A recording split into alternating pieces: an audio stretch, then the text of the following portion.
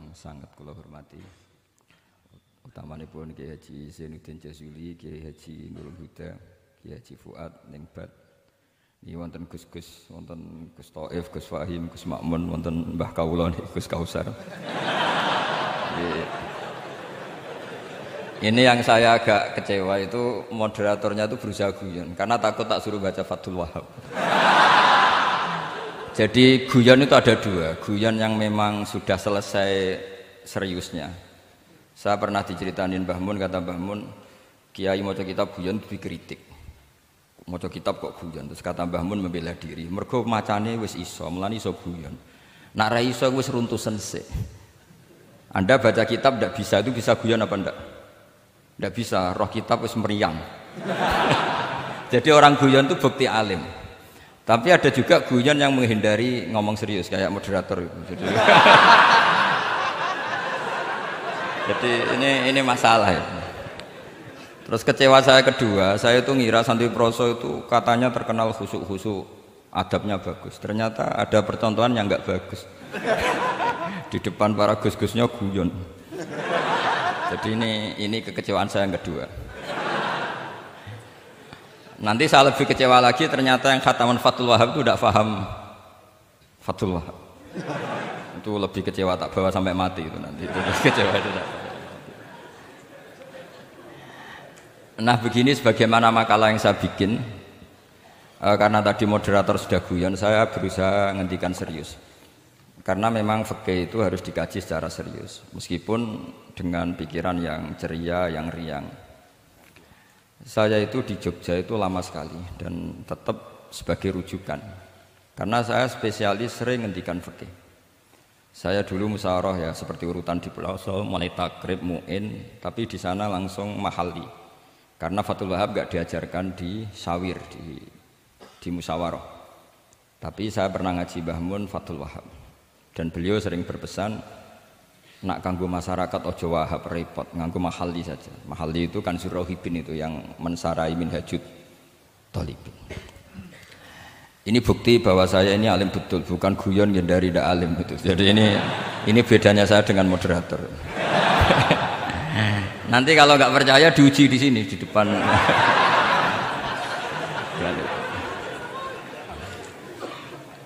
Saya ngaku alim itu bukan karena sombong, tapi keharusan. Karena begini ya, kalau kamu punya istri mau melahirkan, itu mesti nyari tulisan bidan. Barokahnya tulisan itu kamu tahu siapa bidan. Kalau kamu gigi sakit pasti cari tulisan dokter gigi. Sekarang kriminal kita adalah yang tahu Wahab tidak menulis ahli Fathul Wahab, ahli Fathul Qorib. Sehingga masyarakat itu susah nyari konsultan ahli fikih. Karena santri Pelosok tidak menulis di rumahnya ahli Fathul Wahab, ahli Fathul Qorib. Lo itu penting supaya orang tahu. Setidaknya kenapa nyuwun sewu banyak, kalau saya boleh agak merovokasi, dan itu bagus, provokasi itu bagus kadang, tapi untuk kebaikan. Kenapa orang-orang lain itu menjadi rujukan? Karena mereka memaklumatkan diri, dengar gelar RC, MA, terus ahli fikih. Tapi kita yang ngaji Wahab, khatam, musyawarah khatam, nggak nulis di rumahnya ahli Fathul Wahab. Setidaknya Anda nulis konsultan kalau ingin mondok ke Pelosok, sehingga orang daerah kamu kalau mau mondok ke Pelosok konsultasi ke kamu. Tapi kita terlalu adab. Padahal awalun nubuwah itu dimulai dari at-tahaddi. At-tahaddi memaklumatkan diri kalau beliau adalah seorang nabi. Jadi kalau kamu boyong harus memaklumatkan diri, saya tidak bakul-bakul, saya ahli Fathul Wahab. Lah ini khataman Fathul Wahab cerita baku. Wah itu innalillahi wa inna ilaihi raji'un. Ini harus gimana mau? Ya Anda harus tersiksa dengan keterwakilan oleh ini.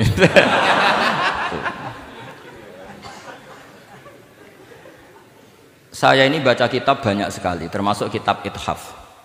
Ketika beliau mensarai Ihya, itu cerita kitab yang saya baca fil fikhi itu dihitung mulai mazhab Syafi'i sampai Hanafi semuanya. Saya baca kitab tasawuf ini. Jadi memaklumatkan diri. Awal dari nubuwah itu memaklumatkan diri.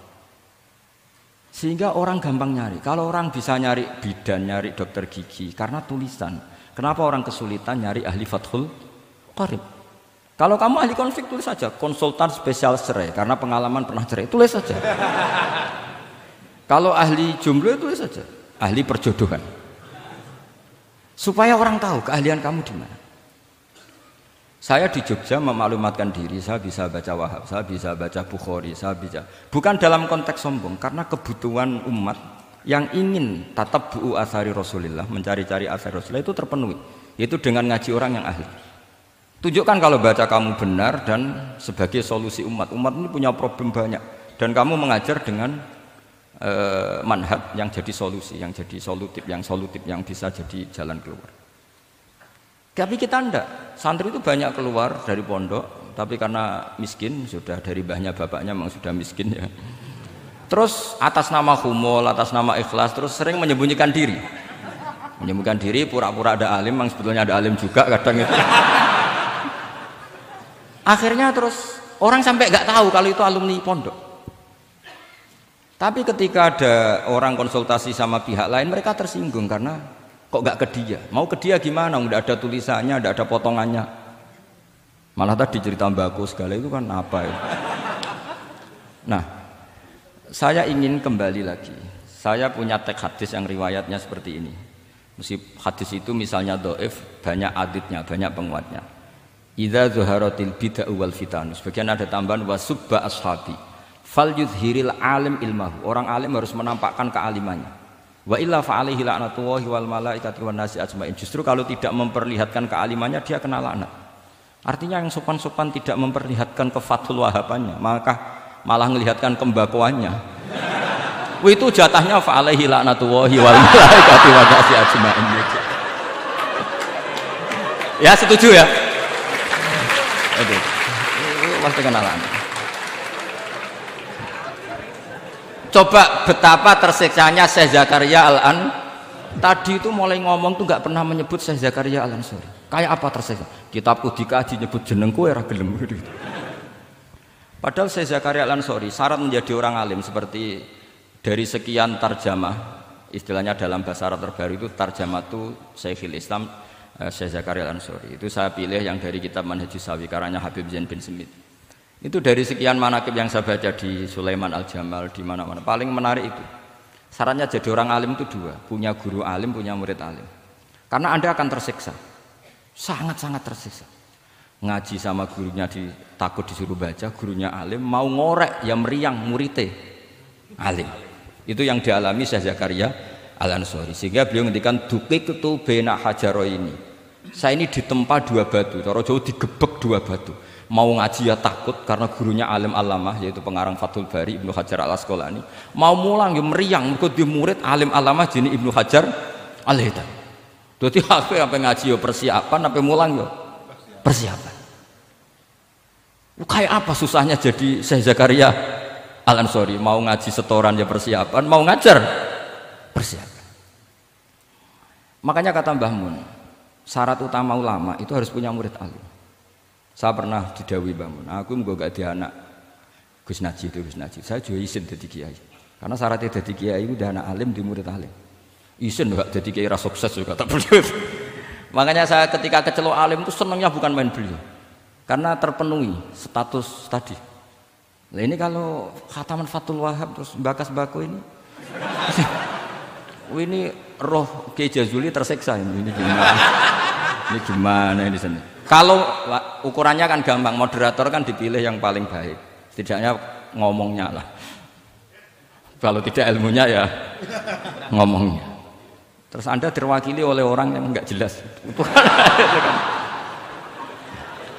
Enggak, saya gojlok ini enggak dosa, karena kalau betul saya ini dosa karena ngerasani orang, berarti jadi kafarah dosanya dia. Soal saya kan amalnya sudah banyak, aman lah. Aman, jadi nanti. Jadi kalau jatah hasanah saya harus diminta dia, tak kasih aja. Gampang. Masih surplus banyak. Ya masih surplus, masih banyak. Kan orang itu kalau baca Quran satu huruf itu dapat 10 kebaikan. Saya ini hafal Quran, sudah agak terhitung itu sudah. Itu untuk kamu tak saati satu huruf cukup nanti kalau nanti nuntut di akhirat itu tak kasih satu huruf itu cukup. Jadi, ya nggak apa-apa, nanti silahkan nuntut nanti di apa akhirat. Tapi kamu lebih saya tuntut.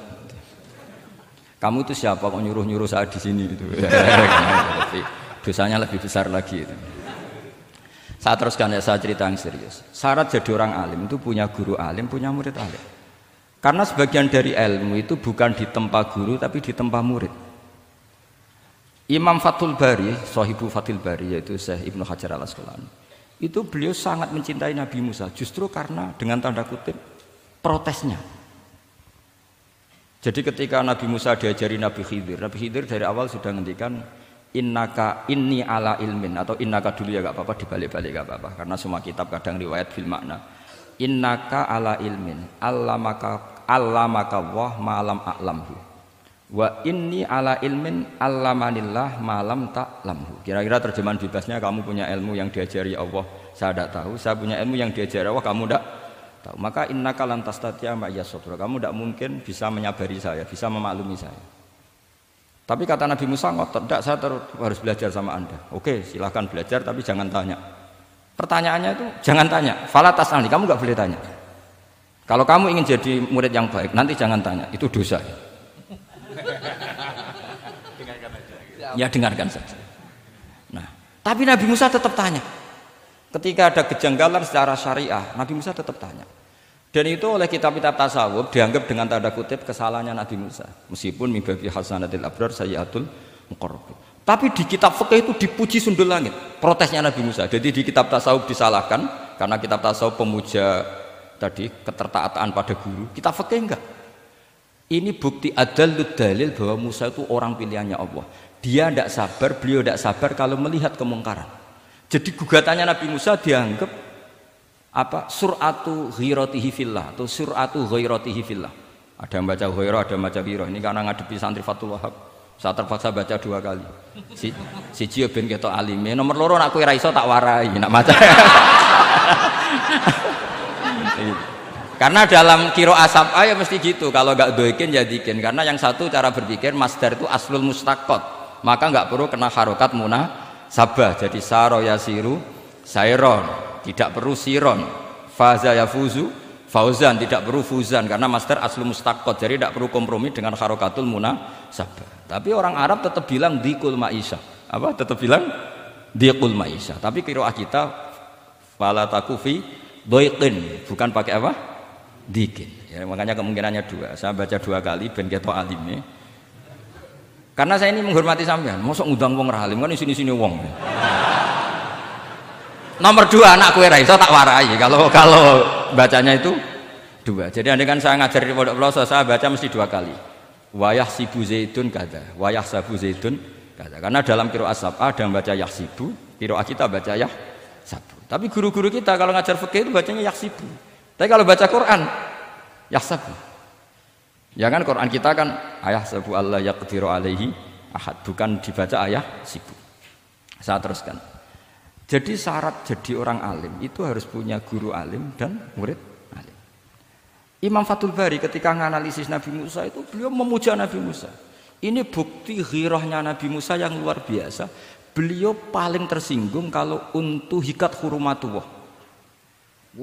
Orang sudah ditolong kok gak matur nuwun malah merusak perahunya. Jadi itu secara syariat itu mungkar. Kalau mungkar ya harus diprotes. Artinya itu sifatu madkhin. Protesnya Nabi Musa itu sifatu madkhin, bukan sifatu dhammin. Itu Ibnu Hajar Al-Asqalani, gurunya Syekh Zakaria Ansari. Ketika orang tasawuf nganggep yang dilakukan Musa itu agak-agak mazmum karena protes sama guru.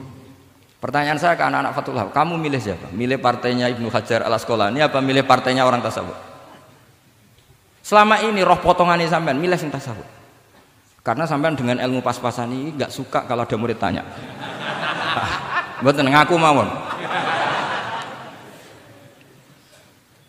Tapi karena tadi logika syariatnya kata Ibnu Hajar Al-Asqalani, Musa itu kalimuwah termasuk ulul azmi, sementara Khidir hanya seorang nabi. Apa yang dilakukan Musa tentu lebih keren karena beliau seorang nabi dan rasul. Jadi jangan kira terus di situ merupakan mangkobah, satu derajat yang luar biasa bagi Nabi Khidir ngalahkan Musa, itu enggak. Tapi ini juga mangkobah bagi Musa, betapa tidak sabarnya beliau ketika untuhikat furumatu. Dan itu Ibnu Hajar Al-Asqalani dalam bingkai itu. Jadi beliau itu sangat ringan sekali. Artinya gini, kita bahas Zakaria Al-Ansori nggak bisa tambah bakas gurunya, yaitu Ibnu Hajar Al-Asqalani. Nanti saya bakas muridnya. Lah yang mulai bakas muridnya itu kamu harus siap-siap. Karena kiai-kiai di pelosok itu alim alama. Masalahnya nanti pasti di muridnya. Saya Zakaria Al-Ansori aman karena punya murid Ibnu Hajar Al-Hitami. Ibnu Hajar Al-Hitami aman karena punya murid Zainuddin Al-Mali Bari yang ngarang ya, mulai jenengan ini. Jadi masalah bukan pada gurunya, tapi pada siapa? Muridnya. Terus Ibnu Hajar Al-Asqalani itu orang yang luar biasa. Saya pengagum beliau karena saya kalau baca Bukhari pakai pertolongan sarah beliau yaitu Fathul Bari. Itu beliau kalau protes, sukanya memang protes. Beliau itu nakot itu ahli kritik, ahli protes. Beliau termasuk sering kritik Imam Nawawi, kritik orang-orang sebelumnya. Tapi ya dalam konteks kebaikan. Imam Nawawi itu punya sarah namanya Sarhu Muslim Lin Nawawi. Terus beliau punya kitab fikih Minhajut Thalibin yang disadur oleh Syekh Zakaria dari Manhajut Thulab. Yang satu pakai Minhajut Thalibin jamak mudzakkar salim, yang satu pakai Manhajut Thulab pakai jamak taksir. Kitab Minhajut Thalibin sendiri dari kitab Muharrar karangan Imam Rafi'i, terpaut sekitar 3 orang sampai ke Imam Rafi'i dari Imam Nawawi. Imam Rafi'i ngarang itu dari Al-Wasid, Al-Basid dan Al-Wajiz karangan Imam Ghazali. Dan itu saya punya. Kitab indukannya Imam Ghazali Nihayatul Matlab fi Dirayatil Madzhab saya juga punya karangannya Imam siapa? Haromen. Terus sampai Mukhtasarul Muzani. Saya tadi sempat bawa kitab Mukhtasarul Muzani. Bareng ngerti ini kok jadi pengajian umum lemes ya. Waduh. Mau nyalahkan Gus Kausar Mbah enggak berani. Tapi saya tadi matur sama Gus Kevin, Gus ini kok jadi pengajian umum enggak tahu. Sebenarnya saya ingin anak Wahab saja terus tak marahin terus pulang. Tapi ini di depan orang banyak kalau marahin kan nggak baik ya sudah saya tak rileks saja. Tak ceritakan bukti keseriusan fikih itu dikarang. Misalnya begini, ini contoh Zakaria Al-Ansori, Syekh Zakaria Al-Ansori ketika dengan tanda kutip sering bilang wa ta'biri bidzalik aula min ta'biril asli kadan atau a'ammu min ta'biril asli kadan. Kenapa ada gugatan takbir? Karena takbir itu apapun hebatnya, karena dikarang seorang manusia itu ada falta, ada keterselipan di situ. Meskipun satu kedipan mata yang beliau salah, miss ya Rasulullah. Misalnya begini, definisi sholat ya kita akan sering dengar. Sholat itu apa? Umumnya orang kan aqwalun wa af'alun, muftatahatun bitakbir, muftatamatun bitaslim. Pertanyaannya definisi itu tidak jamek manek karena hunaka sholatun la qawla fiha wa la fi'la. Yaitu sholatuman ajrus sholata biqalbi. Kalau sholat itu adalah harus ada akwal, yaitu kayak baca Fatihah dan syahadat di tasahud sani, harus detail, sama nggak boleh nyontohkan kayak tasahud di tahiyat ula, itu kan hukumnya sunnat. Kalau kamu nggak bakul-bakul harus tahu kayak tasahud di tahiyat saniyah atau karena yang tasahud awal sunnat. Ada akwal kayak Fatihah, tasahud, fit tahiyatis saniyah. Terus ada af'al. Tapi pertanyaannya, hunaka sholatun la qawla fiha wa la fi'la, yaitu sholatu man ajra sholata biqalbi. Maka perlu ditambah walau hukman, meskipun akwal dan af'al itu hanya secara hukum. Karena kalau hanya itu tidak jamek manek kalau dalam bahasa mantek atau tidak mutarid akis, tidak memasukkan semua fardun min afrodil mu'arraf. Jadi kula ngetok nang alim demi ngergani sampean supaya ketok nak sumber utang ora salah. Mau salahnya ngatur kiai itu ya agak salah, itu agak salah betul. Saya itu juga agak gimana. Besok itu saya diminta Gus Reza misi sama Gus Reza. Gus Reza itu cucunya Mbah Karim. Mbah Mun dulu ngaji Mbah Karim. Jadi orang kok kayaknya manfaatkan saya sak karepe dhewe gitu karena saya ini mangkalah tua terus ini. Padahal saya kalau mau angkuh ya, kalau saya boleh sombong, itu buyut saya ketujuh itu namanya Mbah Soleh bin Asnawi Sepuh, itu gurunya Mbah Soleh Darat. Dan Mbah Soleh Darat gurunya Mbah Hasim. Tapi angkuh kan haram, jadi ya sudahlah pakai tawaduk saja. Sebenarnya kalau saya boleh angkuh, kalau sampean malah lebih bisa angkuh lagi, ketemu di Nabi Adam. Lebih. Putu Nabi. Saya ulang lagi. Kalau kamu mengkaji Wahab secara serius, itu kajilah seperti saya ini. bahwa hukum itu harus dibenturkan dengan fardul masalah, dengan pengandian masalah.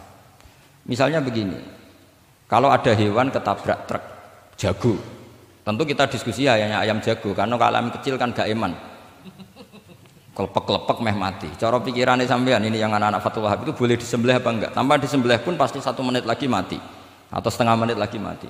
Karena dia kejat-kejat hanya prosedur kematian, memang syaratnya harus kejat-kejat. Tapi kan dia sudah tidak punya hayatun mustaqirrah. Kalau kamu pas musyawarah Wahab itu disembelih halal apa haram? Tidak, sampean jawab saja, enggak usah sungkan, enggak usah jawab aja. Ini ada Gus Makmun, ada Gus Wahid. Halal apa haram? Cara pikirannya Syekh Zakaria Al-Ansori, bajuri itu haram karena dia tidak punya hayatun mustaqirrah. Oke, haram. Karena yang dikatakan penyembelian adalah menghilangkan nyawa karena penyembelian, sementara ini tanpa disembelih sudah mati. Tapi pertanyaannya gini, tapi nanti kalau disisir dari bab tabdzir, masa kewan jago larang mubadzir? Maka menurut mazhab Imam Malik, pokoknya keceluk di nyawa. Angger keceluk di nyawa disembelih ya halal karena jenenge nyembelih hewan yang masih hidup. Senajan tau wis kejet. Kamu milih mazhab Maliki apa Syafi'i? Ini ayam jago loh, bukan ayam kecil. Karena kalau yang kecil kan ikhlas. Itu kan seperti kepiting, banyak kiai ngaramkan kepiting. Yang keberatan banyak karena kepiting besar. Tapi ketika yuyu diharamkan, nggak apa-apa, kecil aja. Padahal ilatul hukmi sama. Kira-kira kepiting sama yuyu, tahu sama yuyu? Itu kehidupannya sama nggak? Gaya hidupnya sama apa enggak? Sama. Tapi ketika kepiting itu ada perdebatan. Yang setuju halal banyak karena iman rasanya. Tapi ketika yuyu dikatakan haram, ada nggak yang protes? Tidak ada, ikhlas semua kayak gitu. Ini ahli fikih apa ahli nafsu gitu.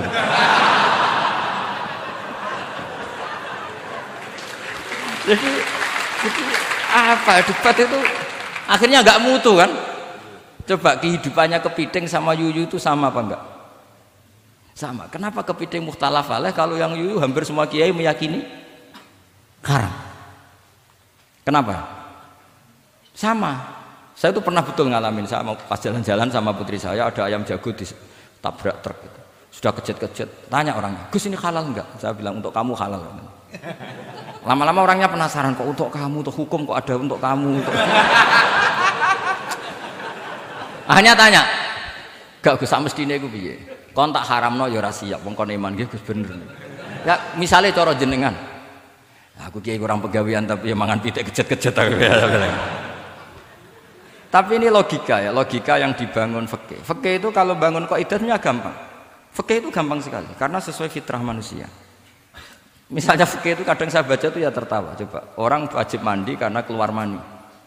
Ya sudah keluar mani wajib mandi. Sebetulnya keluar anak itu tidak ada hadisnya, nggak ada dalilnya. Tapi wajib mandi orang nifas itu karena mengeluarkan anak. Itu orang-orang fikih yang masih asli itu kalau bilang ya li anal walada maniun munakidun. Ya kadang-kadang sembrono. Ya enteng saja. Mbah jenengan tak nonton tenan kok ngendikane gitu. Li annal walada maniyun munaqid. Jadi sampean itu ya maniyun munaqid. Jadi khurujul mani itu ya punya far'ul hukmi yaitu khurujul walad. Sama-sama yujibul ghusla. Karena sama-sama apa? Maniyun batin mbah tak nonton tenan kok terus ini ajak guyon apa piye gitu. Dan ulama itu memang rileks. Ketika Syekh Zakaria Al-Ansori membela mazhab Syafi'i, yaitu dalam konteks tohur, kita tahu kan kalau ghafir itu mengampuni, kalau sering mengampuni disebut ghafur. Syakir orang yang terima kasih, kalau sering syukur disebut syakur. Sehingga rata-rata sifatnya Allah itu ikut sifat mubalaghah, wahhab, faul ya. Ya kan itu aturannya gitu kan, fa'alun au mif'alun au fa'ulu fi kasratin an fa'ilin badil. Nah logikanya kalau wa anzalna minas sama ima'an tahura, artinya kalau nak maknani gini, wa anzalna lan nurono ingsun Allah minas sama isange langit nurono ma'an ing banyu tahuron kang iso nyucikno bolak-balik. Karena faul adalah untuk lil kasroh atau lil mubah, harusnya nggak ada mustakmal. Maka saya sering kadang balelo nggak ada mustakmalan karena wazannya faulan tahuron. Tapi Imam Zakaria Al-Ansori, Zakaria Al-Ansori bela-bela madhab Syafi'i, kata beliau ya'ti fa'ul bima'nal alat, kayak sahur lima yutas saharubi. Tapi ya agak-agak takalluf. Agak-agak apa? Termasuk takallufnya lagi, saya Zakaria Ansori, atau faul bimakna takrir atau mubalaghah fi udwin wahid. Di sini biasanya baca udwin apa udwin, tidak tahu saya. Pokoknya bacanya 2 kali gak apa-apa. Umumnya apa? Udwin ya. Ya sudahlah, ikut partai sampean saja. Saya ini agak grogi, saya pakai madzhab peloso harus ikut guru apa madzhab sarang yang nggak harus ikut tapi akhirnya salah, tidak tahu saya. Karena kata Mbah Mun gitu kalau membela diri. Nak ngaji ning peloso Lirboyo murid kudu maknani. Ya apik ben murid roh makna. Tapi nak sarang gak oleh dimaknani. Kesarang ketika dinyek al ilmu sayyidun wal kitabatu qaiduhu qayyid apa suyudaka fil hibalil wasiqa, kata beliau iya tapi nak naline kakean ya mati padha wae. Itu karena itu jadi itu guyonan ya, guyonan manhaj. Ini sudah saya sampean ini koalisi yang baik. Karena saya punya madzhab sarang, sampean punya madzhab peloso. Harus sama-sama konsisten dengan madzhab masing. Nanti di mahsyar nanti kita ketemu. Siapa yang ahli Fathul Wahab, siapa yang ahli Bako.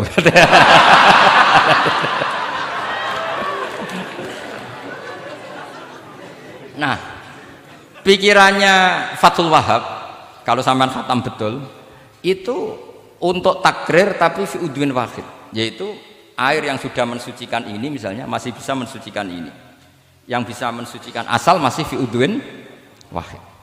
Ya sudah, di situ saja takrirnya atau mubalaghahnya di situ, bukan ke anggota yang lain. Oke, itu meskipun agak, tapi Imam Malik dan semua ulama hampir mengatakan tohur itu ya tetap di kasrotil istimal, artinya ya sudah bisa takrirut tathir. Tapi yang bilang tathir digugat lagi, digugatnya gini, tohur itu mubalaghah dari tohir, bukan dari mutohir.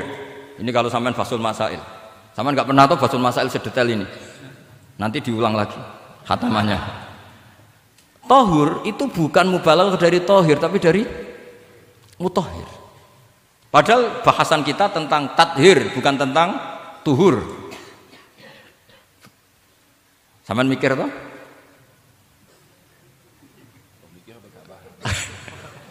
Enggak usah dijawab apa diterangkan? Apa ngaji lagi aja, enggak usah bohong dulu.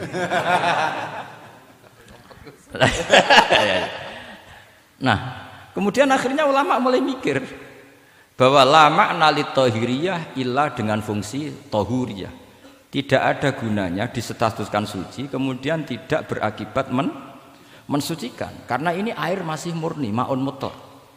Kecuali kayak teh kopi berstatus suci tapi tidak mensucikan. Tentu ma'an tahura di konteks itu adalah tahir mutahhir, karena contohnya air mutlak bukan kopi.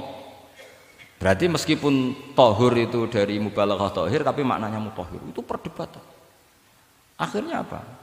Orang itu menjadi cerdas, terutama di era Ibnu Hajar Al-Haytami, karena beliau ahli fikir. Beliau itu cerdasnya Masya Allah. Tapi apapun itu, beliau tetap manusia. Kecerdasannya kadang berlebihan dalam aturan yang dipatok mazhab Syafi'i, termasuk mensyaratkan Jumatan harus orang 40. Sekarang pertanyaannya gini, sama tak beri pertanyaan, harus bisa jawab. Meskipun salah, nggak apa-apa. Saya butuh jawaban, nggak butuh benar. Karena sudah tahu, mesti agak salah itu, nggak apa-apa. Ketika ada satu kampung yang orangnya tidak sampai 40 dan mereka ingin Jumatan, menurut kamu itu harus Jumatan? Apa boleh Jumatan? Apa harus duhur? Apa ya Jumatan ya duhur? Masyarakat gak mau biasanya. Tidak harus Jumatan, boleh tidak Jumatan, apa harus duhur? Apa nggak perlu ada hukumnya? Ben karepmu.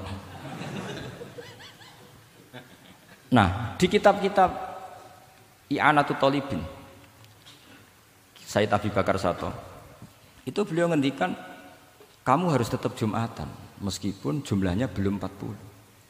Karena apa? Madharat tarkil Jum'ah itu lebih ngeri ketimbang mensyaratkan 40 yang asal usul dalilnya itu tidak jelas. Imam Ahmad bin Hanbal kalau ditanya apakah Jumatan harus 40, itu ghadiban sadidan, marah besar. Lam yarid fil adat nasun, kata beliau. Enggak ada dalam adat Jum'at dan nas. Imam Syafi'i itu hanya asumsi, biasanya wong 40 mesti ana waline. Tapi potongan-potongan gini meskipun sebanyak ini kan enggak, sampean menjamin enggak kalau ada 200 orang ada walinya ini? Dulu itu 40 orang pasti ada walinya, sekarang mbok 1000 enggak ada jaminan ada wali. Dulu itu ada dua wali, yang satu rokok, dikritik sama yang enggak rokok. Mosok pangeran dikebuli katanya karena tapi wali rokok ini ahli tauhid. Allah laisa bimakanin katanya. Saya tidak tahu ini.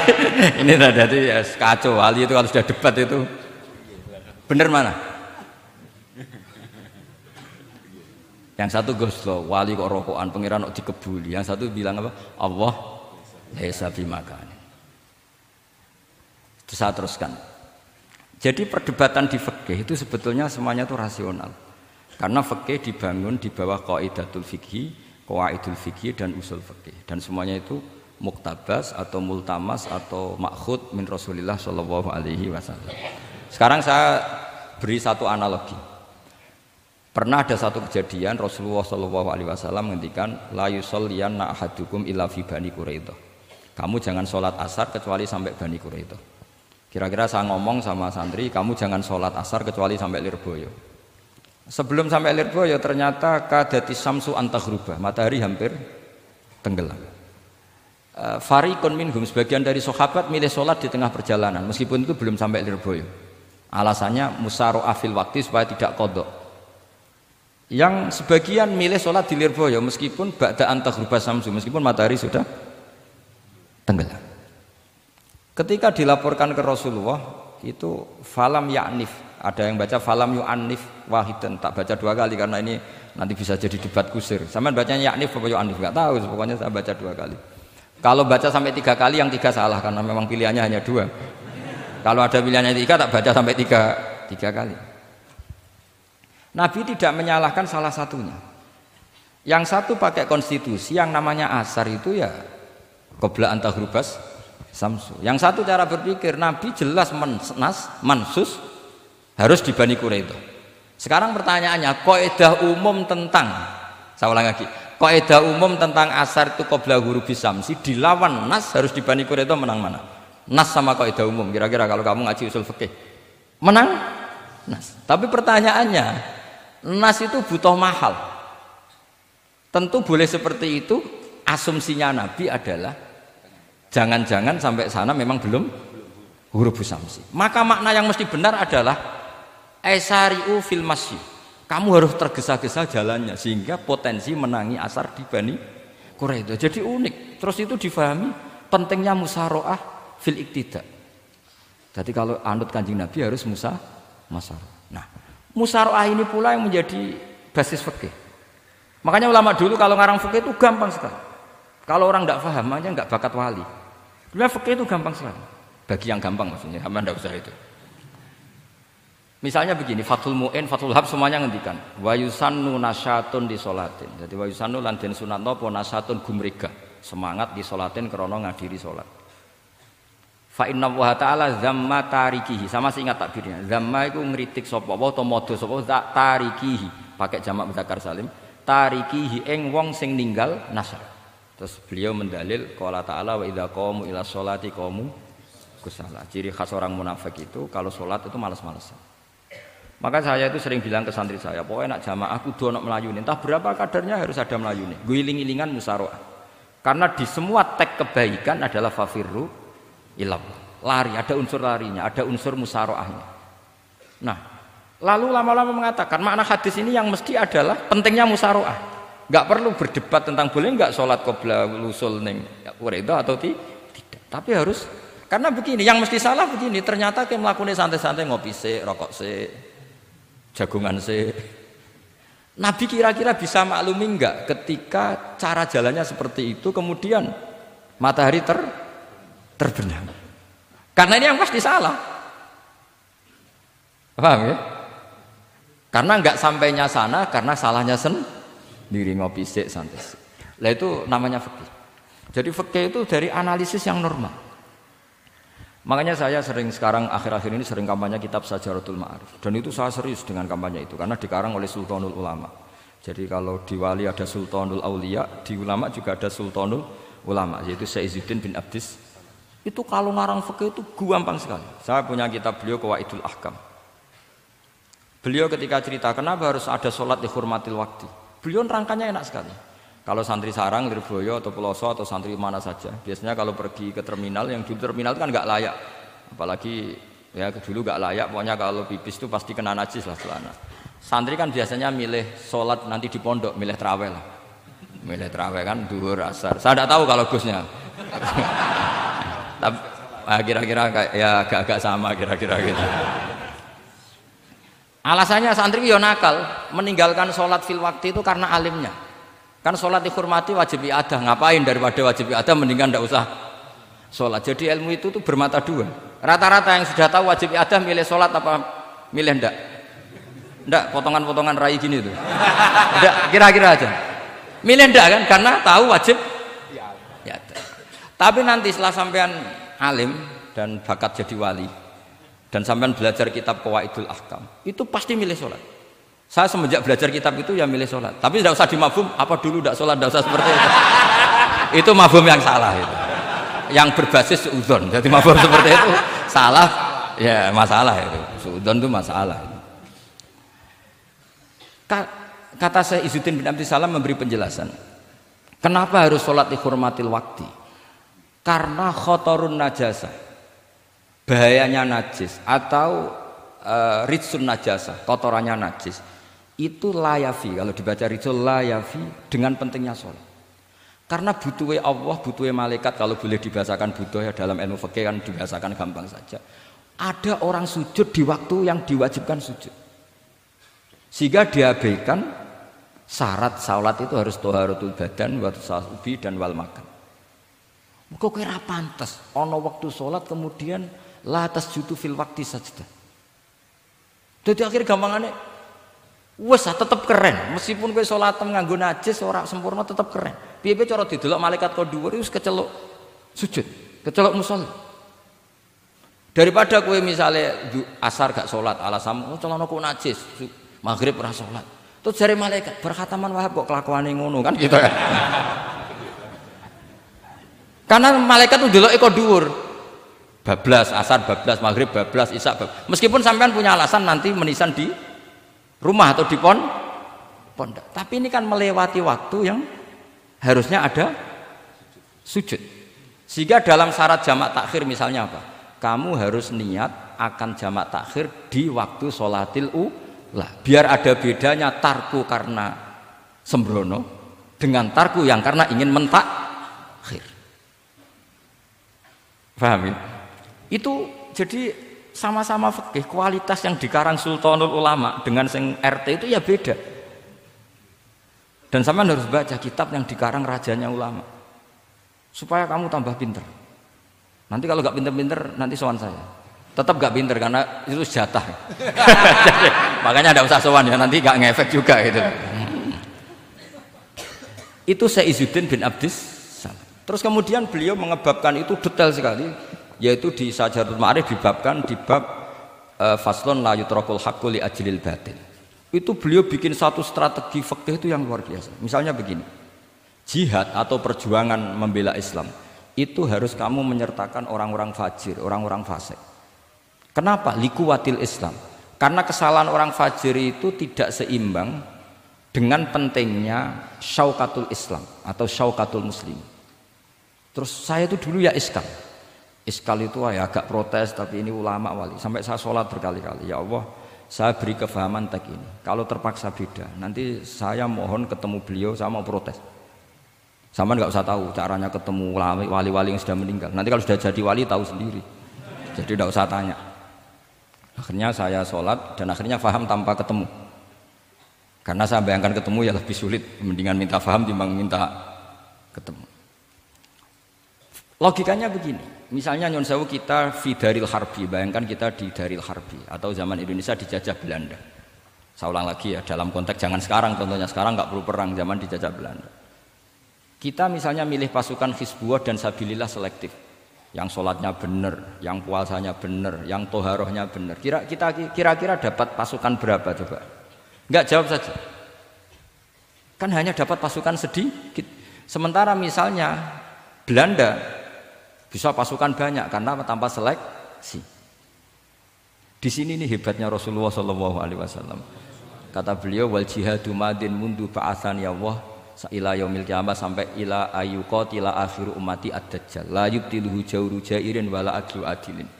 Sebagian riwayat langsung wal jihadu tetap wajib bun alaikum ma'akul libarin wa fajirin.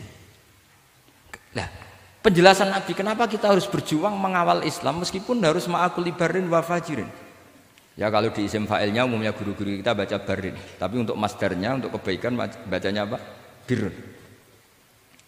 Nanti kamu protes, oh barun itu daratan Gus, kalau birun itu kebaikan. Aku itu macaku kamus luwih suwi bocah kok sembrono. Saya ini karena meneliti kiro asapa, jadi insya Allah kalau masalah lughat itu saya sudah bukan sawir lagi Fathul Wahab, sudah di atasnya itu. Sampai sama tidak usah tersinggung, biasa aja maksudnya. Karena ini kompetisi, kalau sama nggak cocok ya harus bersaing, jangan geremeng tok. Gus Pak sombong enggak ada usah bilang gitu, saingi saja. Makanya saya terkenal alim itu seneng, karena senengnya itu tadi, yang ngidolakan saya ingin ikut, yang hasut kompetisi, jadi seru. Jangan yang hasut nyantet, wah itu gak fair itu. Itu gak fair, wah itu pasti ngadepi langit itu. Nanti urusannya sama Allah itu.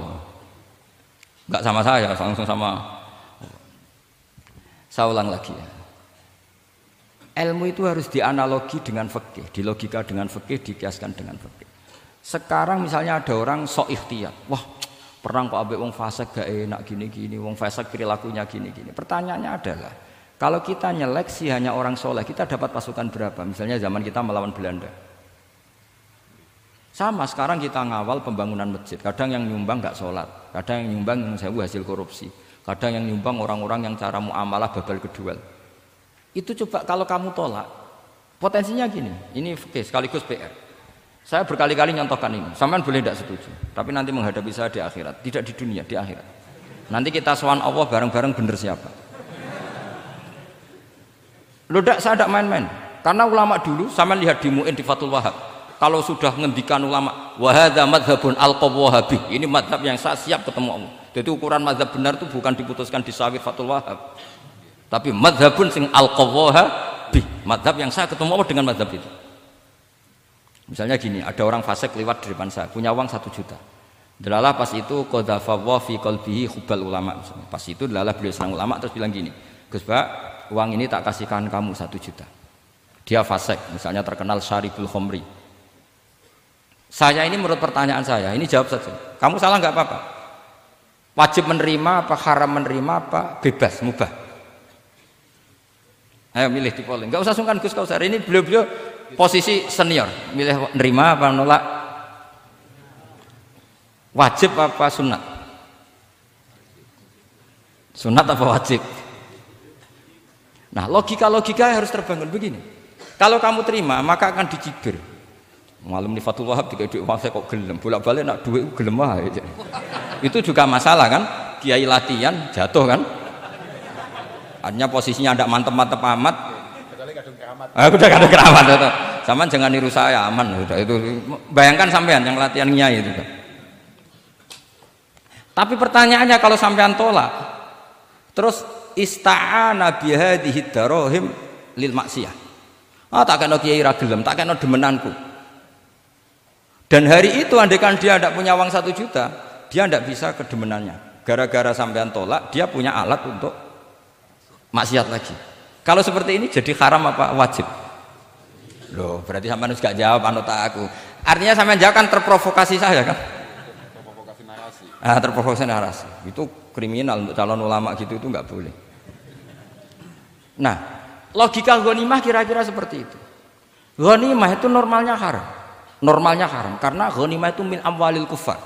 Dan notabene amwalul kufar adalah bukan sekedar mukhtalithah, aksaruha mungkin minal haram. Tapi kenapa ghanimah dihalalkan di hadil ummah? Makanya Nabi ketika ngendikan, "Uqtitu khamsan lam yu'tahunna nabiyyun qabli." Termasuk beliau menyebut wa ukhillat li al-ghanaim. Termasuk saya 5 hal yang Nabi sebelumnya enggak dikasih, saya dikasih. Di antara beliau menyebut wa ukhillat li al-ghanaim. Ghanimah itu halal untuk umatku. Itu kan kenapa Nabi menyebut itu? Karena normalnya ghanimah itu haram karena min amwalil kufar. Tapi kenapa dihalalkan? Saya pernah ditanya seorang dosen, kenapa itu halal Gus? Saya itu kok nggak nyaman, karena ini jenis orang ikhtiyat. Terus saya bilang gini, andai kan kamu digarong sama garong, kemudian garong itu bawa senpi, bawa pedang, karena kamu merasa itu tidak milik kamu, Monggo gadane jenengan beto malih.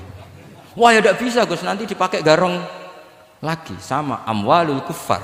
Andaikan lau a'tainahum, andaikan kita kasihkan lagi ke mereka, maka akan dipakai isti'anah, dipakai pertolongan atau alat untuk kekuatan kekafiran mereka. Di sini sirinya kenapa ghanimah menjadi halal. Tapi kenapa Nabi sebelumnya kok dikatakan haram?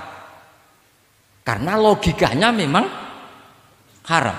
Itu hebatnya Allah SWT sama para kekasihnya. Ada kekasihnya yang dipilihkan haram, yaitu Nabiun qabla Rasulullah SAW, karena normalnya memang haram. Ada Nabi yang fikihnya lebih dinaikkan lagi, yaitu dihalalkan supaya harta ini tidak dipakai i'anah alal maksi. Sampean milih fikih mana coba? Nah, saya berharap pintere Khatam Fathul Wahab itu paling enggak sampai seperti ini. Barimu nantang saya enggak apa-apa, tapi nanti ketemu di akhirat. Nah itu fikih. Jadi fikih itu. Nah, tapi kan iso wae Gus nampani khadzun nafsi lah, itu mulai masalah kan. Makanya yang seperti itu jangan untuk khadzun nafsi. Karena kita butuhnya itu nyita supaya ini enggak dipakai kekuatan maksiat. Jebule mbek kon malah ngopi rokokan. Nah, ini orang kan terus curiga, jebule nek ambek dhuwit ya dodgel. Buktikan kalau Anda tidak pakai. Kamu terima sebagai penyitaan, tapi Anda tidak pakai. Wah itu hebat. Tapi kalau kamu terima wajib, kemudian kamu pakai poya-poya, wah itu ya fikihnya benar, kelakuannya ra benar. Nah saya berharap Anda memahami fikih itu sampai seperti saya ini. Syukur-syukur lebih. Meskipun ya agak-agak mukhalaf tapi bisa diperjuangkan itu. Enggak apa-apa. Kamu doa di saat istijabah, ya Allah saya ingin mengalahkan Gus Baksa ridho dengan doa itu. Tapi tak jamin enggak mustajab. Karena sudah berbasis ghil, kebencian. Doa yang berbasis hasud pasti tidak mustajab. Jadi makanya saya rela kalau ada kompetitor karena tadi pasti. Jadi fikih itu gampang. Misalnya begini lagi, saya beri sekian contoh. Di sini tadi saya minta Gus Kevin untuk membawakan Babul Hijrah, juz 4 kitab Mahalli. Karena Mahalli itu namanya Kanzur Rohibin sebetulnya, cuma yang ngarang Mahalli lebih terkenal dengan istilah apa? Mahalli. Beliau nyarai kitab Minhajut Thalibin. Imam Mahalli itu senior. Jadi Syekh Zakaria Al-Ansori itu ya beliau sudah menyulap Minhajut Thalibin jadi Manhajut Tulab, tapi beliau ikrar kalau itu awal-awalnya dari Imam Sabah. Nah, sekarang pertanyaannya gini, saya misalnya nempat di Korea Selatan atau di Amerika, saya sudah punya tanah di sana, saya ulang lagi punya tanah di sana, punya komunitas di sana juga saya nggak diperlakukan buruk, bisa sholat, bisa puasa. Hukumnya saya pindah ke Indonesia atau ke Mekah atau kemana saja, hukumnya haram apa boleh? Saya tidak mendapat perlakuan yang macam-macam. Kalau saya disakiti dan dipaksa menjadi kafir, maka wajib hijrah. Kalau nggak ada pemaksaan itu, kira-kira hukumnya gimana? Ada ulama yang mengatakan hukumnya haram hijrah, harumatil hijrah. Karena apa? Li alla yastauliya bitil kalbukah atau tikal bukah al kufaru. Karena sebetulnya kamu tidak dianggap sekedar pindah ke Indonesia, tapi membiarkan tanah yang dulu kamu pakai sujud, tanah yang dulu kamu pakai sholat, tanah yang sudah menjadi komunitas muslim menjadi komunitas kafir. Berarti dianggap pembiaran. Itu fikih. Jadi fikih itu logikanya sebetulnya normal.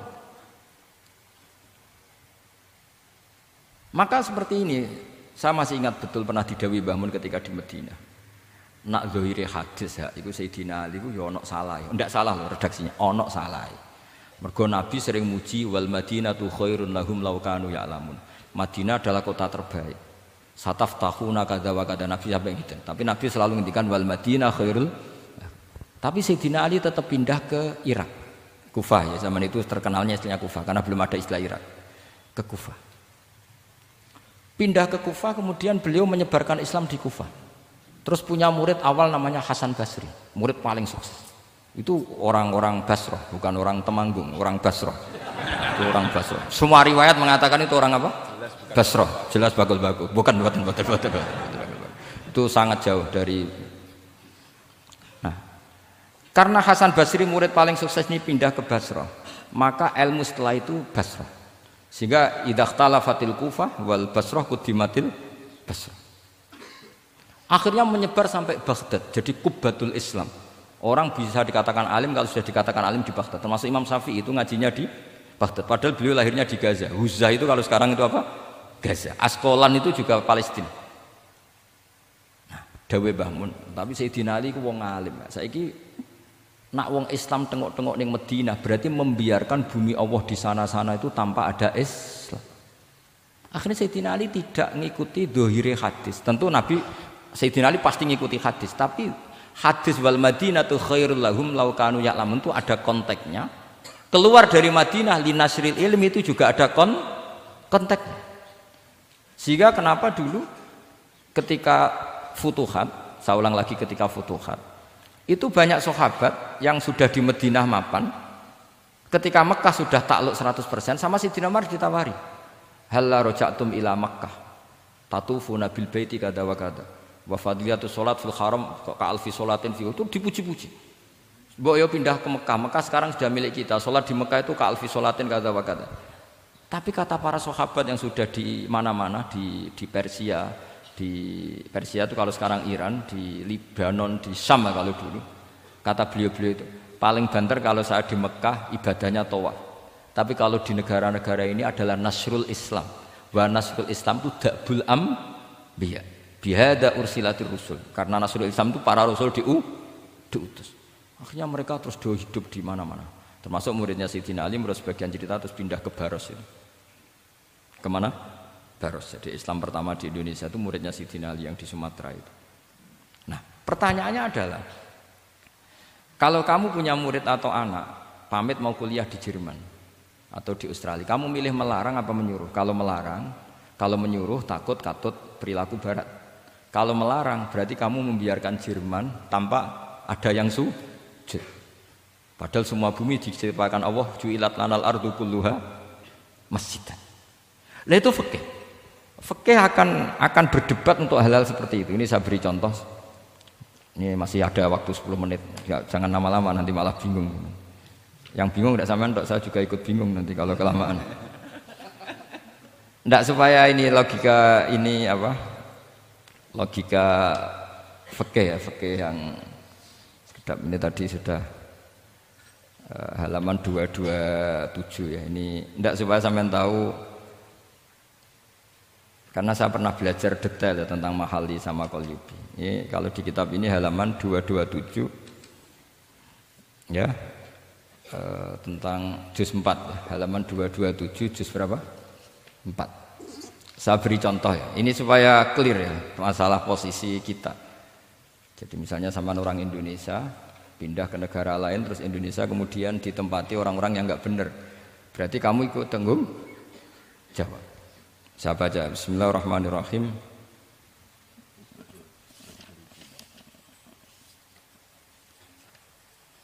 Ya, halaman 227 ini barusan tak cari karena halaman kitabnya beda-beda. Bidaril harbi. Terus ada kata-kata fa'in roja madzukiro. Roja itu kembali ke kalau seseorang itu bidaril harbi berharap masyarakat situ bisa Islam, bisa dakwah, fa muqamuhu afdal. Saya juga mau baca makom apa mukom. Di sini umumnya baca mukom apa makom. Mukom ya, karena dari mati aqoma yukimu iqomatan, berarti kan mukim. Kalau mukim ya resikonya harus dibaca mukom. Tapi kalau ada yang baca makom ya jangan dimarahin, mas, kasihan. Bakul bakowe bukan bener itu loh.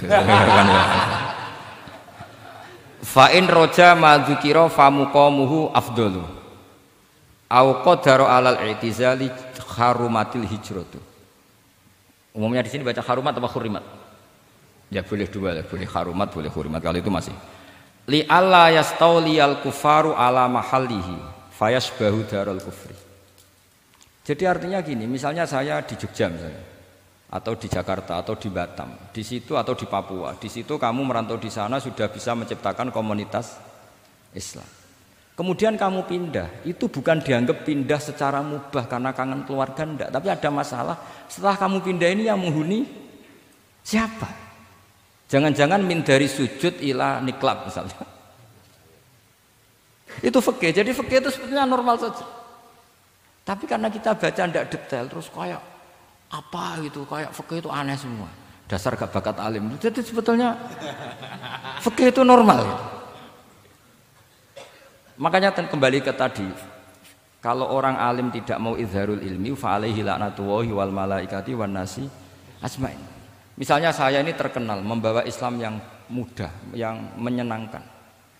Orang itu sampai maksiat itu cari kesenangan. Orang sampai maksiat itu karena cari kesenangan. Tapi kalau kesenangan itu tidak didapatkan fit to'at, karena to'at dikampanyakan secara agak teroris.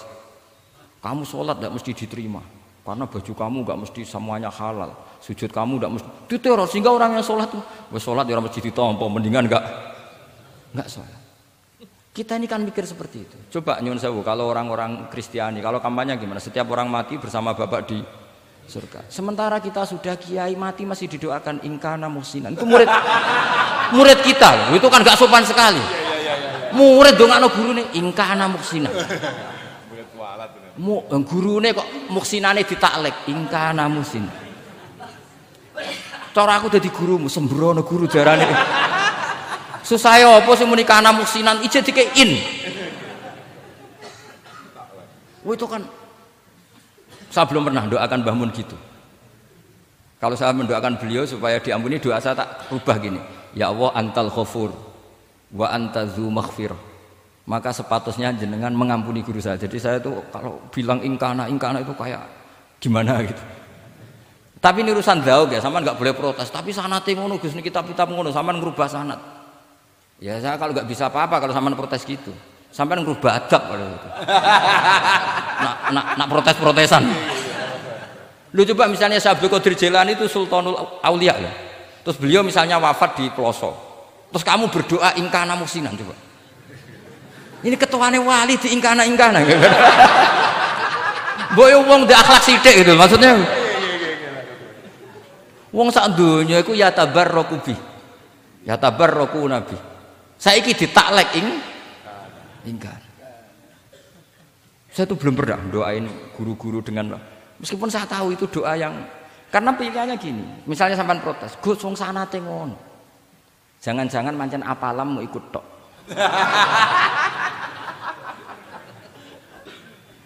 Loh Imam Syafi'i itu kalau doain mayit, ini sekaligus ijazah tapi haram ditiru.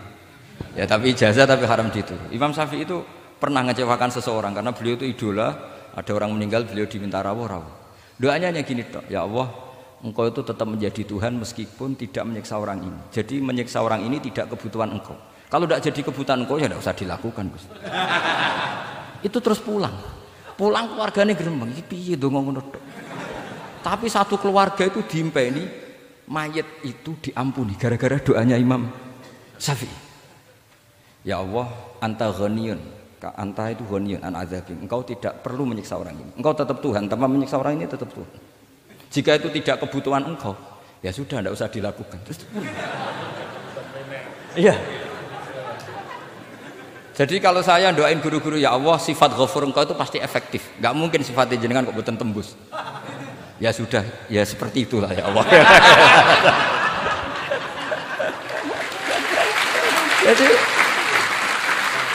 Jadi itu urusan daud, sama nggak boleh protes.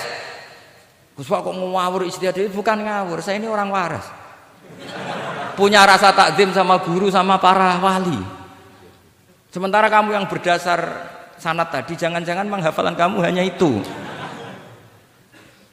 Ayo milih mana? Saya bukan bikin ajaran baru, ndak, ini cerita rasa. Cerita apa?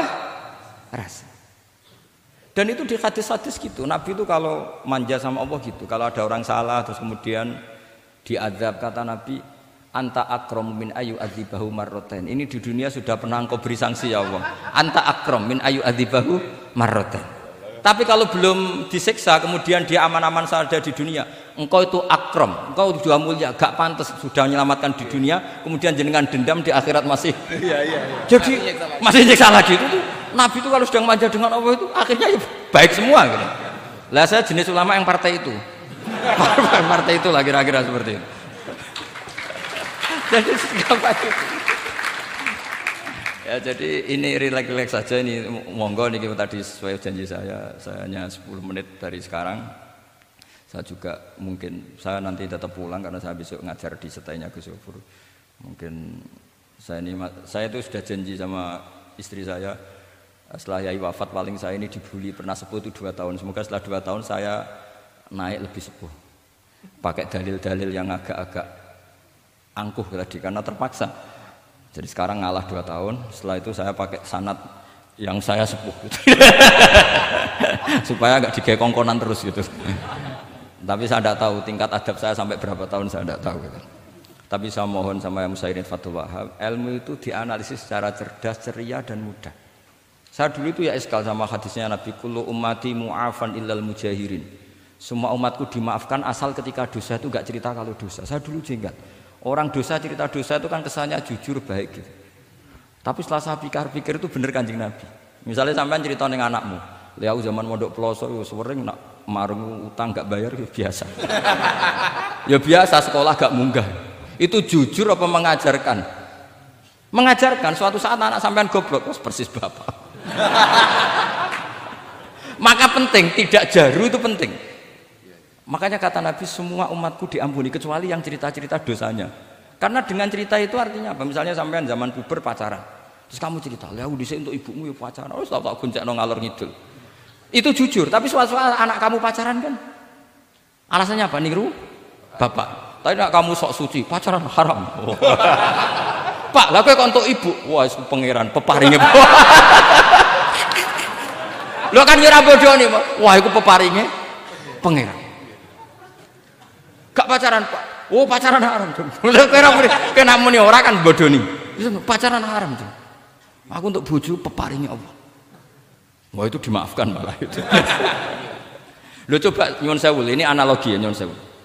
Kalau andekan semua yang pernah zina itu ngaku zina. Kalau itu jumlahnya 1000 saja, 1000 itu punya keluarga. Satu orang minimal punya keluarga 10. Akan dipakai justifikasi kalau suatu saat zina berdasar pernah Pak D-nya atau Pak L-nya. Iya enggak? Tapi kalau semuanya enggak ngaku dan semuanya nyuwun sewu sok suci, wanteng ning masjid, sak wiridan nangis. Wan anak putune, wah mbahku khusuk kuat. Padahal nangisnya perkara nyesal tahu mau. Tapi artinya apa? Konsep yang dikatakan Rasulullah SAW itu kan luar biasa. Kullu ummati mu'afan illal mujahirin. Karena dengan jihar, memang di situ masdarnya kok jadi jihar. Jadi bukan ijhar tapi jihar. Jadi memang bahasa Arab itu agak unik. Misalnya di nahwu itu masdar itu kalam. Kalam berarti sulasi mujarrad. Tapi fiilnya enggak kelaku. Kalimah yaklimu kalaman itu enggak melaku. Sing melaku lam yatakallam. Tapi padahal masdarnya kalam. Jadi suara sama raya aku pengalaman. Masalah lughat itu pengalaman sekali. Jadi memang bahasa Arab itu lucu. Apalagi lafadz bagho malah paling kasus dalam bab yungqalu. Bagho maknane lacut. Bareng melok wazan imbagho. Yang bagi sayukjo. Iku piye? Biasanya makna sulasi mujarrad sama mazid itu kan enggak beda-beda jauh. Barang kena bagho tuntas. Bagho dadi yang bagi. Lan ketakoki, yang bagi sulasi mujarrad apa? Bagho, Pak. Bagho maknane apa? Jadi tiang-tiang lacut, Pak. Mergo wis bingung gurune ben nerangno bingung. Daripada bingung wis jare tiang-tiang maknane lacut. Kayak laisa ku fi'il mandi, mudhari endi? Ora ono mudhari. Mandi kok ora ono mudhari? Ya mandi wae ora usah mudhari. Terus repot bahasa Arab wis repot. Kene ora melok dibahas mau apa coba?